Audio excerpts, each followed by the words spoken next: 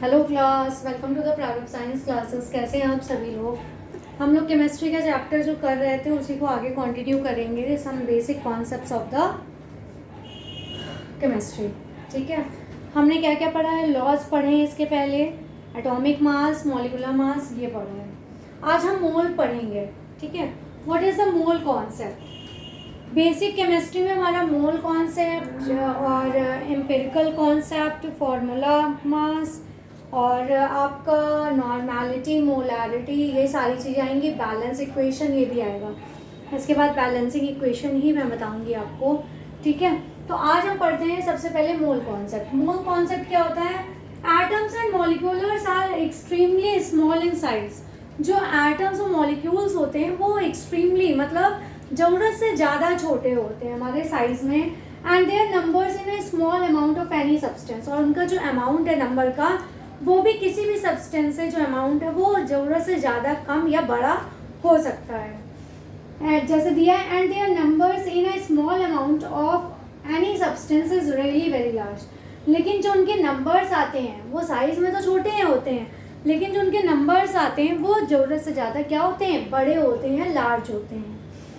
SI system में मोल को हम इसका जो सिंबल हमारा MOL मोल लिखते हैं, was introduced as seventh base quantity for the atom of a substance। जो क्या है हमारे जो सेवेंथ बेस क्वांटिटी है, ठीक है, उसके अमाउंट के बराबर होती है। was introduced as seventh based quantity for the amount of a substance। अब मेन जो मोल की डेफिनेशन है वो हम पढ़ते हैं।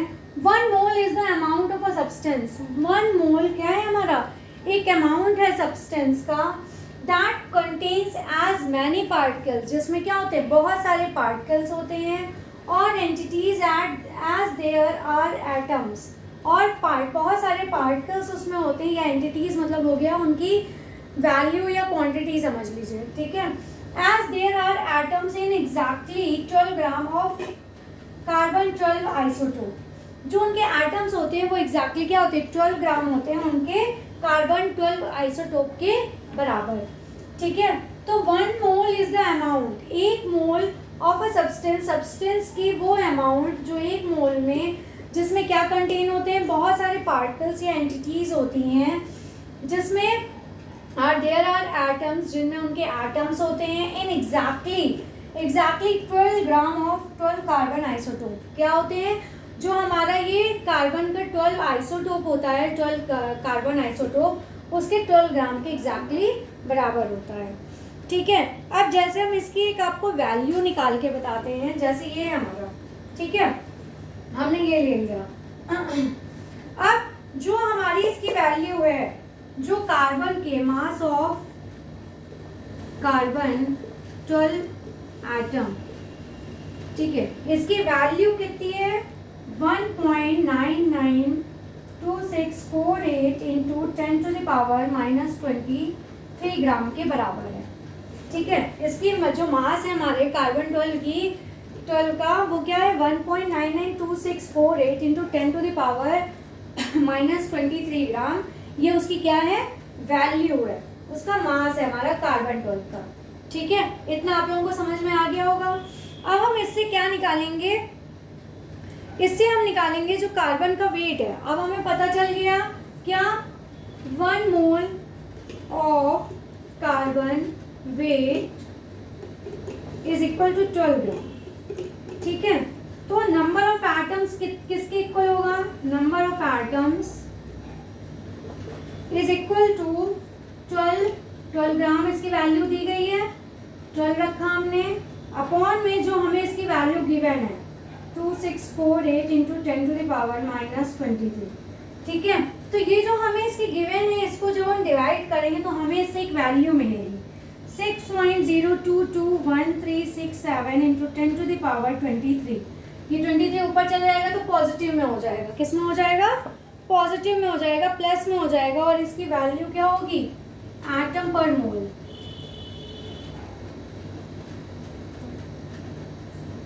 ठीक है, तो number of atoms, 1 mole of carbon weight हमने निकाला, 12 ग्राम हमें गिवन है। हमें पता है कि कार्बन का क्या होगा, 1 मोल की वैल्यू कितनी है, 12 ग्राम है। उसका नंबर ऑफ एटम्स क्या है, 12 अपॉन 1.992648 इंटू 10⁻⁻23। ठीक है, जब हमने इसको डिवाइड किया तो ये वैल्यू निकल के, तो ये जो वैल्यू निकल के आई है इसको इन्होंने एक नाम दे दिया है एवोगाड्रो कांस्टेंट। क्या कहलाएगा ये? Avogadro constant. ठीक है, एवोगाड्रो कांस्टेंट की ये वैल्यू है, ये बहुत इंपॉर्टेंट है आपका। ठीक है, ये जरूर पूछा जाता है आपसे, एवोगाड्रो कांस्टेंट की वैल्यू क्या है, और ये आपके न्यूमेरिकल में बहुत हेल्पफुल है। ठीक है, ये आपसे पूछे जाते हैं। अब हम पढ़ते हैं मोलर मास। मोलर मास क्या होता है? The mass of 1 mole of a substance. वो मास जो 1 मोल सब्सटेंस का होता है। 1 मोल सब्सटेंस का क्या होता है? जो मास होता है इन ग्राम में होता है, उसे हम कहते हैं molar mass. Molar mass of water क्या है? 18.02 ग्राम पर मोल। और molar mass of NaCl sodium chloride क्या है? 58.5 ग्राम पर मोल। ठीक है, तो ये मोलर मास की वैल्यू है। इतना था ये हमारा मोल कॉन्सेप्ट और मोलर मास। ठीक है, मोलर मास की वैल्यू बस जो दी है वही है, इसके अलावा इसका कोई फॉर्मूला नहीं होता है। मोल कॉन्सेप्ट में ये मोल का निकालने का तरीका है, और यहाँ से सिर्फ ये एवोगाड्रो नंबर निकालना चाह रहा था, इसके अलावा इसका कुछ नहीं है। इसमें सिर्फ आपका मोल कॉन्सेप्ट में वैल्यू पूछते हैं, वो डेफिनेशन टाइप पूछते हैं इसकी डिटेल, तो वो आपको ये देनी होगी। ठीक है, बस इसके अलावा कुछ नहीं। ये वैल्यू याद कर लीजिएगा 6.022, बस इतनी याद रखिए, इंटू 10⁻23 एटम पर मोल। ठीक है, ये इसकी वैल्यू हो गई। अब हम इसके बाद पढ़ते हैं परसेंटेज कंपोजिशन। परसेंटेज कंपोजिशन से हमारा थोड़ा सा न्यूमेरिकल बेस शुरू हो जाता है, इसलिए मैं इधर का थोड़ा क्लीन कर देती हूँ। मोलर मास बता ही दिया है। परसेंटेज कंपोजिशन क्या होता है?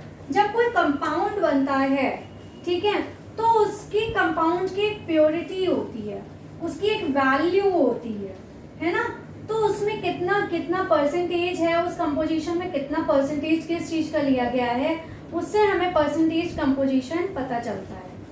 ठीक है, तो ये जो हमारा परसेंटेज कंपोजिशन है वो क्या है हमारी, ये देख लेते हैं हम। Check the purity of a given. इससे हम क्या निकालते हैं? प्योरिटी निकालते हैं जो सैंपल दिया होता है, बाय एनालाइजिंग द डेटा। उसके डेटा को एनालाइज करते हैं और उससे हम क्या निकालते हैं? प्योरिटी निकालते हैं। जैसे हमने एक एग्जांपल लिया वाटर का। वाटर का जो कंपोजिशन है वो क्या है? हाइड्रोजन और ऑक्सीजन है ना। जो हमारा वाटर है वो किससे बना है? हाइड्रोजन और ऑक्सीजन से। इसका परसेंटेज क्या है, वो सॉरी फॉर्मूला क्या है? Mass percentage of an element is equal to mass of that element in the compound. मतलब जैसे ये कंपाउंड है हमारा, ठीक है, इसमें हमें मास ऑफ दैट एलिमेंट, इस कंपाउंड में हमें मान लीजिए हाइड्रोजन का चाहिए, ठीक है, तो इसका क्या लेंगे? मास लेंगे, जो इसका मास होगा, वैल्यू होगी इसकी मास की, वो लेंगे upon molar mass of the compound. उसका मोलर मास लेंगे जो कंपाउंड का होगा। मोलर मास ऑलरेडी हमें क्या होता है, ज़्यादातर गिवन होता है। ठीक है, तो इसका ये फॉर्मूला है, mass percentage of an element is equal to mass of that element in the compound into 100 upon molar mass of the compound. ठीक है, ऊपर हम एलिमेंट का लेंगे और नीचे जो पूरा कंपाउंड हमारा जैसे वाटर है तो वाटर का मोलर मास लेंगे और ऊपर सिर्फ हाइड्रोजन का लेंगे अगर हाइड्रोजन का निकालना है, अगर ऑक्सीजन का निकालना है तो ऊपर ऑक्सीजन का लेंगे। ठीक है, इतना लेंगे। इसके बाद हम बात कर लेते हैं इसको निकालते कैसे। अब मोलर मास ऑफ वाटर हमें यहाँ पे दिया हुआ है, वैसे यहाँ पे हम लिख लेते हैं आपका molar mass of water is equal to 18.02 gram per mole. ठीक है, इतना गिवन है। अब हमें निकालना है मास परसेंटेज ऑफ हाइड्रोजन। यहाँ पे कहा है ना मास परसेंटेज ऑफ एन एलिमेंट, तो हम किसका निकालना है? Mass percentage of hydrogen. Hydrogen का निकालने के लिए हम क्या लेते हैं?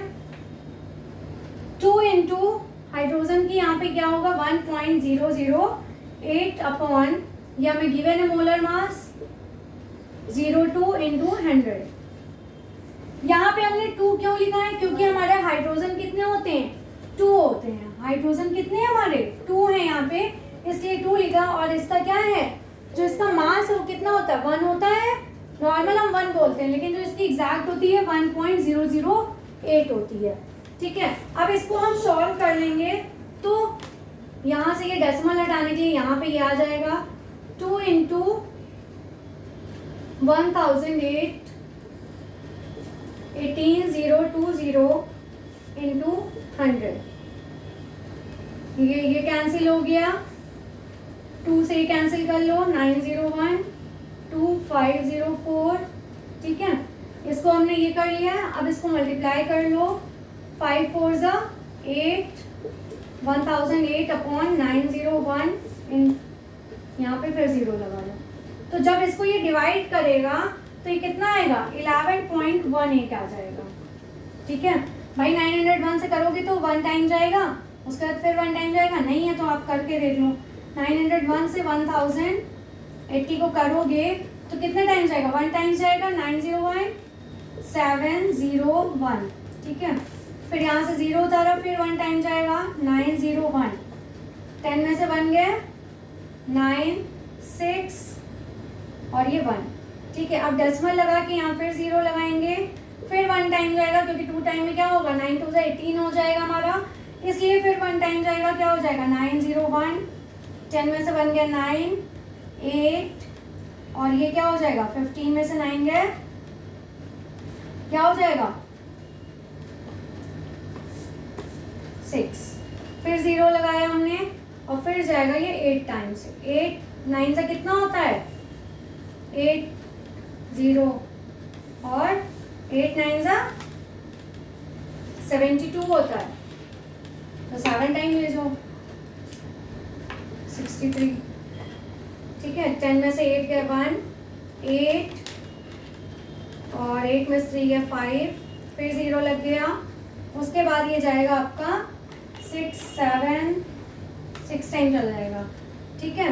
तो आप इसको ये भी लिख सकते हो 11.176 और जब 6 हटाओगे तो यहाँ क्या हो जाएगा, ये 6 हटाने पे क्या हो जाएगा, 6 हटाने पे यहाँ पे 8 आ जाएगा। तो ये आ गया मास परसेंटेज ऑफ एन एलिमेंट, या हमें हाइड्रोजन का क्या मिल गया, मास परसेंट मिल गया, ठीक है। तो ये हमें किसका मिल गया, हाइड्रोजन का मिल गया। अब इसी तरह और एग्जाम्पल्स हैं, मैं आपको एग्जाम्पल जब कराऊंगी तभी करा दूंगी। तो ये था हमारा परसेंटेज कंपोजिशन, जो हमारा ये ख़त्म होता है। इसके बाद हम बात करते हैं एम्पिरिकल की, ठीक है। एम्पिरिकल की बात करते हैं, आई होप सो ये समझ में आया होगा, इसमें कोई ऐसा इशू नहीं है। यहाँ पे हमने ये रखा था, जो इसका मास होता है एटॉमिक वेट था वही रखा था, ठीक है। ऐसे समझ लीजिए मास की जगह में आपने एटॉमिक वेट ही रखा था। हाइड्रोजन का 1 आप लिखते हो कि नहीं लिखते हो, 2 एलिमेंट्स थे हाइड्रोजन के वाटर में, इसलिए 2 से मल्टीप्लाई कर दिया था, ठीक है। अब हम बात करते हैं एम्पिरिकल की, empirical formula for molecular mass, ठीक है। ऐसा इसमें भी कुछ नहीं है, empirical formula for molecular formula, ठीक है। एम्पिरिकल फॉर्मूला इसमें पढ़ते हैं हम। ये क्या होता है, ये रिप्रेजेंट करता है सिंपल होल नंबर रेशियो, ठीक है। क्या शो करता है, represents the simple whole number ratio. क्या रिप्रेजेंट करता है, simple whole number ratio represent करता है ऑफ वेरियस एटम्स,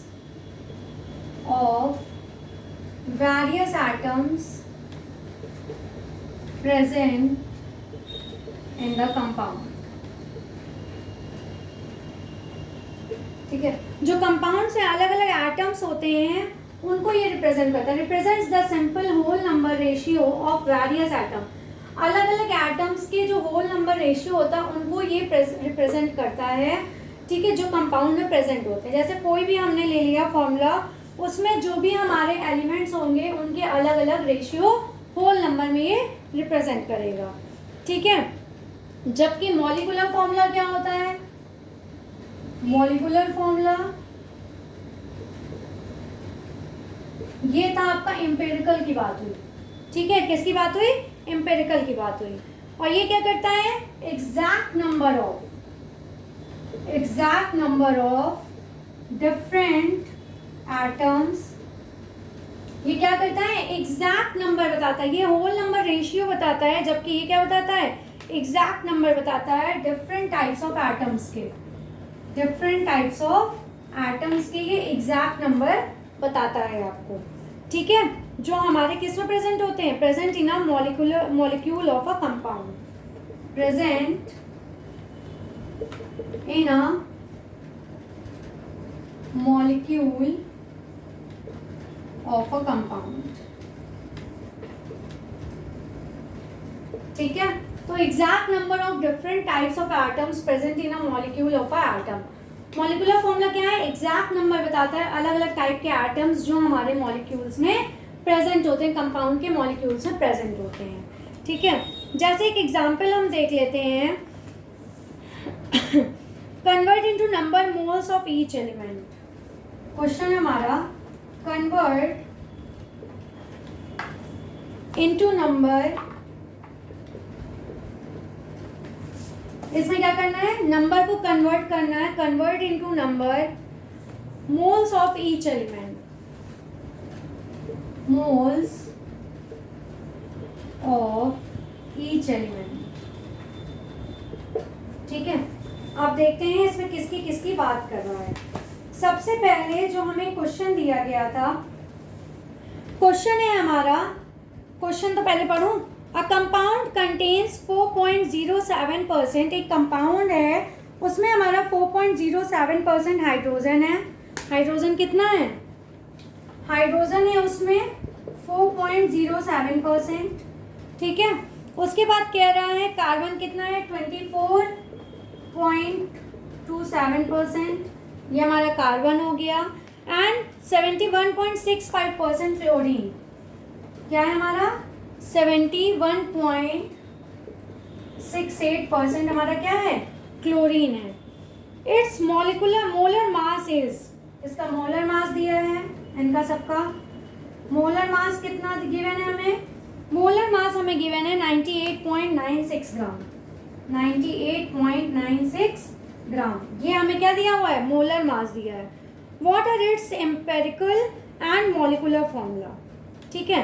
तो मॉलिक्यूलर फॉर्मूला, एम्पेरिकल फॉर्मूला इसका पूछा है। सबसे पहले तो मोल्स निकाल लेते हैं, जो हमसे सबसे पहला क्वेश्चन पूछा, convert into number moles of each element. तो इधर का हम ये क्लीन करते हैं और आपको इसको सॉल्यूशन दिखाते हैं, ठीक है। आई होप सो आप सभी को इंटरेस्टिंग लग रहा होगा, बोर तो नहीं हो रहे हो आप सभी, हाँ, बोर हो रहे हो तो थोड़ा सा मन लगा लो अपना, कहाँ, जहाँ आपका लगता हो। हाँ, तो हम आपसे एक छोटी सी बात भी कर लेते हैं इसको क्लीन करते करते, कि हमें जो है क्या करना होता है,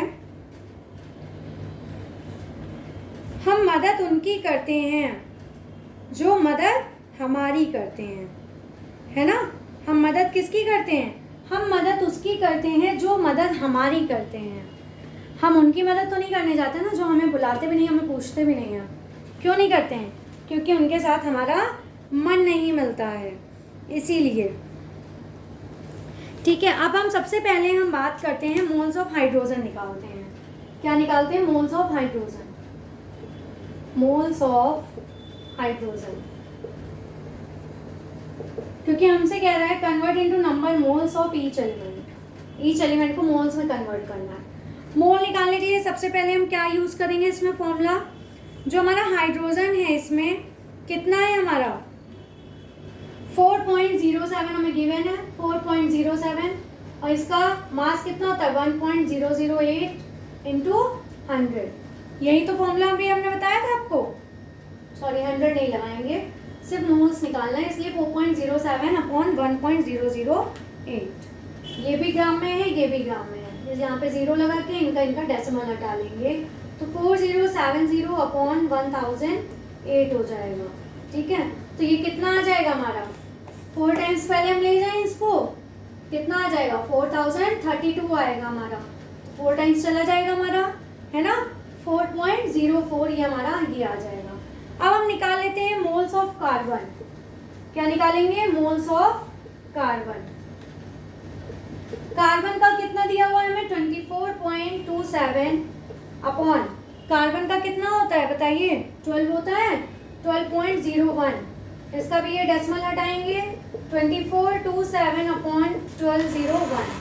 अब हम इसको 2 टाइम्स ले जाएं, 2402 आएगा हमारा, है ना, 2.021, ये हो गया हमारा। अब हम निकालेंगे, ये हो गया। अब हम क्लोरीन का निकाल लेते हैं, moles of chlorine. Moles of chlorine का कितना गिवन है, 71.68 अपॉन क्लोरीन का कितना होता है 35.453। ठीक है, अब इसको जब हम डिवाइड करेंगे, ये 0 लग गया, ये भी ऑलमोस्ट 2 टाइम चला जाएगा, 2.021 इसका भी आ जाएगा, 2.021, क्योंकि 35 2 से क्या होता है 70 होता है। ठीक है, इतनी तो कैलकुलेशन ठीक ठाक आती है। ये हो गया। अब हम इसका एम्पेरिकल फॉर्मूला निकालते हैं, एम्पेरिकल और मॉलिक्यूलर निकालते हैं।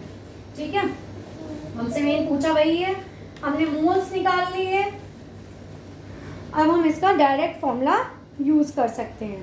ठीक है, अब हम इसका मॉलिक्यूलर फॉर्मूला लगाते हैं। एम्पेरिकल फॉर्मूला क्या होता है, ये निकालने के बाद जो इसका फॉर्मूला बन रहा है वो क्या बन रहा है, देखिए एम्पेरिकल फॉर्मूला निकालने के लिए for CH2Cl empirical formula mass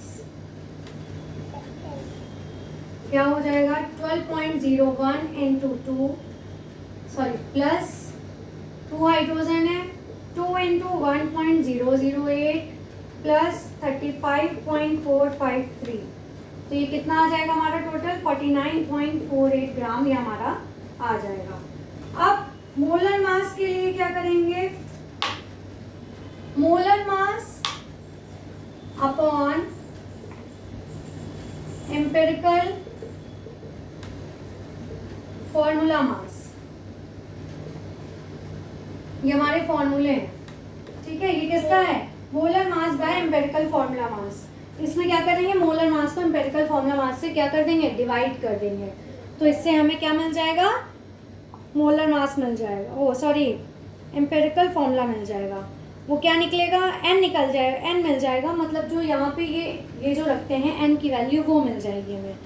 तो ये कितनी है हमारी 98 पॉइंट, ये हमें दिया हुआ है 96 मोलर मास गिवन है हमें, ये कितना आ गया 49.48, इसको हम यूं कर लेंगे और ये कितना हो जाएगा 9896 अपॉन 4948, तो ये मेरे ख्याल से 2 टाइम्स चला जाएगा, 2 का मल्टीप्लाई कर लीजिए, 2 8 से 16, 8 1 9, 2 9 से 18, आ गया आपका ये पूरा। तो ये n की वैल्यू आ गई, क्या आ गई है n की वैल्यू हमारी 2 आ गई।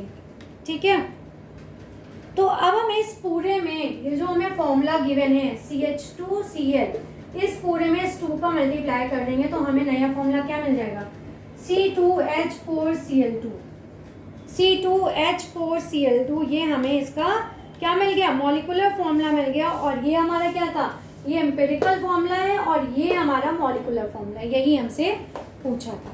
ठीक है, तो आज के लिए बस इतना ही, कल हम बैलेंसिंग पढ़ेंगे। ठीक है, कोई डाउट है तो आप पूछ सकते हैं, या कुछ कमी है तो आप बता भी सकते हैं मुझे कि कहाँ पे क्या दिक्कत है। ठीक, please like share and subscribe my channel, और साइंस फैक्ट्स देखते रहिए, क्योंकि मैं फिर कुछ ना कुछ न्यू अपडेट करती रहती हूँ, उसको देखने के लिए मेरा चैनल सब्सक्राइब कीजिए please. Take care, thank you class.